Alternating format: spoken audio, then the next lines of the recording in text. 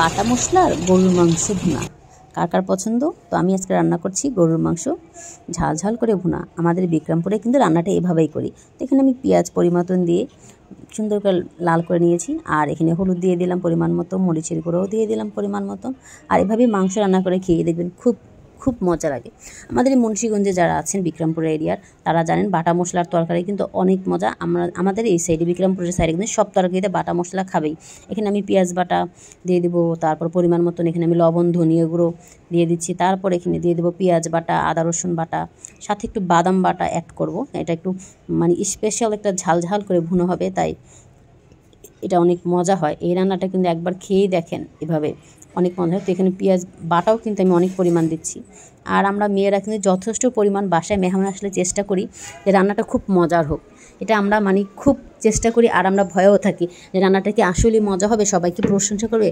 কিন্তু হ্যাঁ, আমি মনে করি যে ধৈর্যভাবে যদি রান্নাটা করি, ঠিক মতন মশলা কষায় যদি রান্না করি বা বাটা মশলা রান্নার কিন্তু একদম গুণাগুণ কিন্তু বেড়ে যায়। এখানে আমি দিয়ে দিচ্ছি মাংস। এখানে আমি 2 কেজি মতন গরুর মাংস ভুনা করছি। আর দেখেন কালারটা কি সুন্দর আসছে।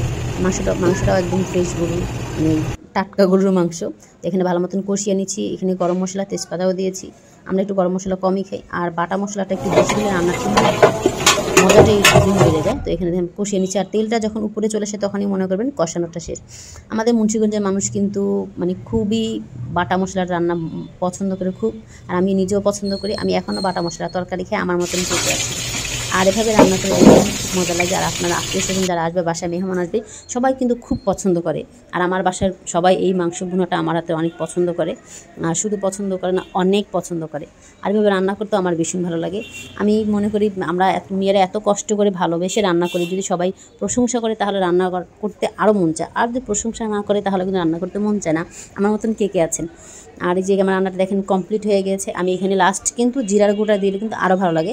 আর দেখতে পাচ্ছেন কেমন ঝাল হয়েছে। ঝালটা আপনাদের মন মতন। এখানে আমি জিরার ফাঁকি দিয়ে দিলাম অল্প পরিমাণ, দিয়ে ভালো মতো মাংসটা নাড়াচাড়া দিয়ে নামিয়ে ফেলবো। একটু হালকা যদি ঝোল না রাখি সবই কিন্তু ভুনা ভুনা ভালো লাগে না। তো এইটা আমি দেখতে পাচ্ছেন রান্নাটা কিন্তু আলহামদুলিল্লাহ আমার কমপ্লিট। যদি আমার ভিডিওটি আপনাদের ভালো লাগে তাহলে শেয়ার করে লাইক কমেন্ট করে পাশে থাকবেন। আল্লাহ হাফিজ। সবাই ভালো থাকবেন, সুস্থ থাকবেন, দোয়া করি। আর আমার পেজটা ফলো করে সবাই পাশে থাকবেন। আল্লাহ হাফিজ।